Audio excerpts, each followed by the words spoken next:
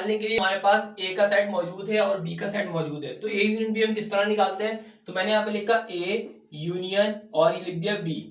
You एक symbol है, ठीक है ना। अब हमारे पास ए के एलिमेंट कौन कौन से, ए के एलिमेंट है यहाँ पास 1 2 3 एंड 4, इसी तरह यू ऐसे लिख दूंगा, और बी के सिंबल्स कौन, बी के एलिमेंट्स कौन कौन से हैं, 3 4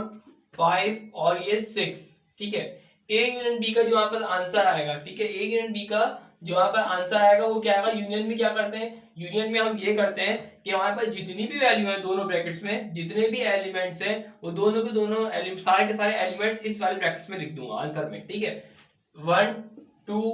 3 4, देखो 1 2 3 4 मैंने ए के लिख दिया, बी के भी लिख देता हूँ, लेकिन यहाँ पे 3 दो मरतबा आ रहा है, मैं लिख चुका हूँ, 4 दो मरतबा आया नहीं लिखना मुझे, लिखूंगा 5 और 6। अगर कोई एलिमेंट में 3 3 4 4 मौजूद है तो एक एक दफा ही लिखूंगा, ठीक है। सो ये हमारे पास क्या आ गया आंसर।